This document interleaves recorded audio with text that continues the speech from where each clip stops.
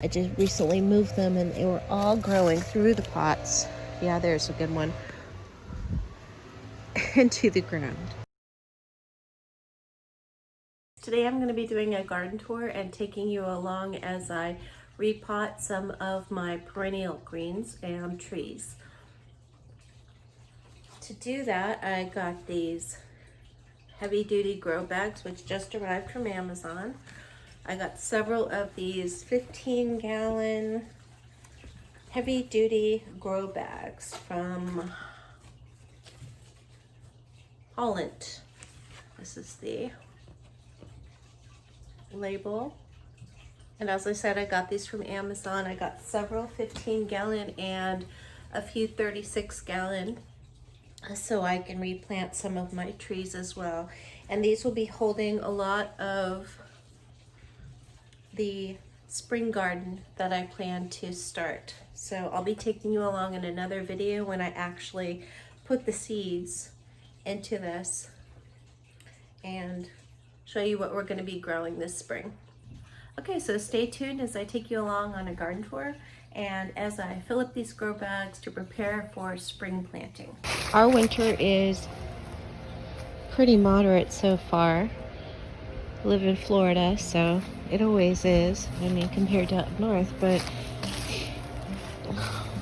compared to our winters, it's gotten into the high 30s once, but never above freezing. I mean, never below freezing. So we've been pretty lucky so far. The kale's doing pretty well. This is Glaciato kale. I think it might otherwise be known as dinosaur kale, although I'm not sure if that's the same variety. I have about 12 of those. 1, 2, 3, 4, 5, 6, 7, 8, 9 here. So I guess that's what's remaining. Funny story, when I actually ordered this, I thought I was ordering the seeds and then was tremendously surprised when the plants came. And I had to scramble to find pots for it, so that's why they're all in different sorts of pots here. We've got a recycled pot. One's in the garden bed. And this one's probably doing the best here. Glaciato kale is supposed to get enormous, and it's a perennial. So that's why they're in containers. We don't intend to stay in this place for years and years. Maybe a couple more years, but that's why I have a lot of stuff in containers, because this is probably not our forever home. So I want to make sure that all of my hard work here is portable. Maybe not all of it, but the stuff that I have that are perennials that will last for years, I do try to keep in containers. So the moringa is doing okay, and they both need new pots. I mean, that's maybe a 2-gallon.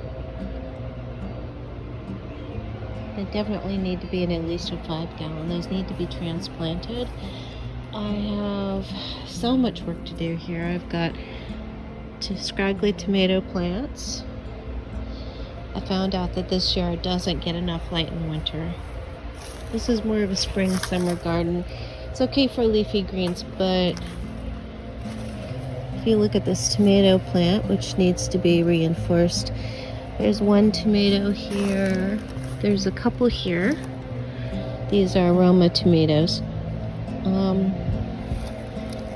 They're surviving, but they're not thriving, which they would do if they had more sunlight. And I know, I mean, it's winter. There's another Glaciato kale. It's winter, but if you have enough sun, winter in Florida, which is where we're at, zone 9B, you can grow tomatoes if you have enough light. So another issue I have here is that I have so many purple tree collards. A ridiculous amount. I think 14 here. The small ones, 14. I have 3 larger ones. So what happened here is that I went onto Etsy, and one of the sellers, I wanted to have purple tree color cuttings. Good so far. One of the sellers was having a deal for 12 colored cuttings for the same price as other people were selling 4 or 5. So I went ahead and did that. It seemed stupid not to. Because I thought that only a few of them would take, I thought, okay, so I have a fail-safe. Even if only half of them do well, I'll have so many. Well, the seller gave me 2 extra, 14, and then they all took. Every single one of them has done well. In low light and highlight, they've all done well. They all started out as a little stick, and now they're doing great. And tree coloreds are also perennials. You can eat them. They're perennials, and they have kind of a purple tinge to them, so they're a little bit decorative. This is the older version. I think they get darker when they're in lower light, but I'm not sure about that. If you know, please let me know below, because I really am no expert. I just hear about things that sound good. They're perennials, we can eat them, and I give them a try. Okay, so the longevity spinach I have is doing great. Also needs to be transplanted. That one is at least in a 2 gallon maybe container. So that's good, but this one is not even in a gallon container, maybe a gallon. It's an old ice cream tub I repurposed, and it's still doing well, but it needs to be transplanted into a larger pot. Okay, sorry about the noise. I'll try to reduce it when I edit this, but I don't know if that will actually work, so I apologize. The landscapers are out, and they're doing something really loud. So this is another thing. I have Katuk here. Obviously, you can see it's a little bit scraggly, and that is because it is growing out of these pots. Even this one, which is in a larger container, appears to be growing out. I just recently moved them, and they were all growing through the pots. Yeah, there's a good one. Into the ground. Katuk can grow to be a shrub, so that's not too surprising, I suppose. But they need to all be in at least 5 gallon containers. So that's something I need to do. Okay, here I have cassava. I planted, 9 of these, and only 1 took. So be sure you are getting your cuttings from a reputable dealer. You need at least, I think, a 9 to 12 inch cutting, and the ones I got were too short, but 1 did take, and it has grown like gangbusters. Interesting fact is that I was under the impression that cassava, because it contains cyanide, does not have a lot of predators, does not have a lot of pests that eat it. But recently, my daughter has found caterpillars on it eating the leaves, which is kind of crazy. It makes me wonder about the caterpillars and what they are, but unfortunately I didn't get a shot. I guess it's good that I'm not finding them now on the leaves, but I would have liked to have gotten a shot of those. They're green with a couple of black dots on the head. If that is a caterpillar you're familiar with, please let me know what it is in the comments below. Anyway, cassava is edible despite the cyanide. You just have to cook it really well. You don't eat the leaves. Only the caterpillars I mentioned do that. You eat the roots down below.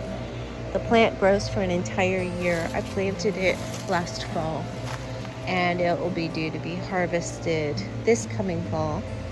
The whole plant comes out of the ground, and then the tubers underneath that form part of the root system are what you eat, and you have to cook it thoroughly, which is completely safe. People do it all the time. It removes any of the cyanide, and billions of people on the planet apparently rely on this plant as a food source.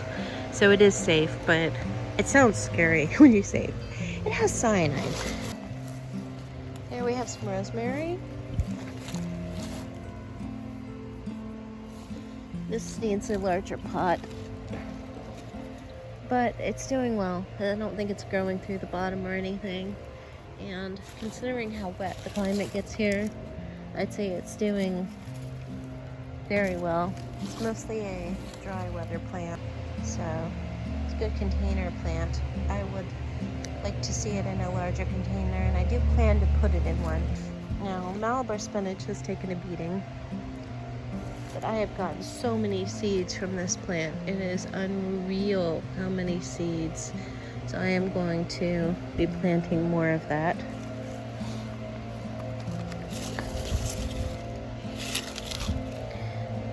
The lettuce we have here is gone to bolt. It struggled until I finally moved it. I didn't realize it wasn't getting enough sun. But look at this. That does not look like a lettuce head, does it? It's like a lettuce vine. That's what happens when the lettuce doesn't get enough sun. And then the weather gets cold. So I might have some lettuce seed soon. I don't know how to harvest lettuce seed. I'm going to have to research that. Okay. And I have papaya trees and a few more Malabar spinach. These papaya trees and Malabar all need to go. Not sure about the Malabar actually. They could stay in those pots, but the papaya, some of them need to go into larger pots for sure. Okay, sorry about that. I had to wait for the landscapers to go. It was getting too loud. So as I was saying, we have the papaya trees here, a lot of which need to be transplanted. And Malabar spinach here is just getting started. My fig tree has once again lost all of its leaves. It was doing very well for a little while, but I'm hoping it will come back in the spring. I don't really know a lot about fig trees. I just got this one from someone who was moving and couldn't keep it anymore. But so far it was doing pretty well. Hopefully the leaves will come back soon. And my tea plant, which is doing pretty well and looks pretty happy in the container it has. So that's about all that's going on in the garden right now. And I'm going to be doing a lot of updating of pots and getting ready for the spring garden. So what I've already done out here is I have transferred the moringa into larger pots here, into 15-gallon grow bags from the 2-gallon pots that they were in, so they should do a lot better here and provide some shade for the porch if they leaf out a little bit. I'm hoping they're just thin because of the winter. And I've also transferred the rosemary into one of my improvised pots, which is a reused laundry basket. Since rosemary likes to have its roots dry and doesn't like water to sit around, I thought that might be a good choice for it. I'm not sure how many gallons this laundry basket is, but it is a lot bigger than the pot it was in. So hopefully it will be happy there for a little bit. What I've done here is I've set out the 36-gallon grow bag, and I've mixed in 2 topsoil with 1 black cow. This is the topsoil and the black cow. If you garden, you're probably in the South, you're probably familiar with the black cow. It doesn't really need explaining. It's just manure, composted cow manure. And this is the topsoil I'm using, which is sadly, it's not the richest soil, but it is much, much better than the soil we are dealing with here in our yard. We've improved our soil a fair bit, but just by composting and spreading it out over the yard and growing things. But Florida has notoriously poor soil, so when I can, I much prefer to use containers. So these are what I'm using, and then I'm adding in a couple of scoops of a 10-10-10 fertilizer to help the plants settle into their pots and the seeds to get started, whichever it is. I'm repurposing my kid's old Red Ryder wagon. It works pretty well as a wheelbarrow out here. Since I don't have a proper wheelbarrow, we have a pretty small plot of land here anyway. It's a decent sized yard for where we live, but you know, we're not on an acre or anything like that, so this works well as an improvised wheelbarrow for now.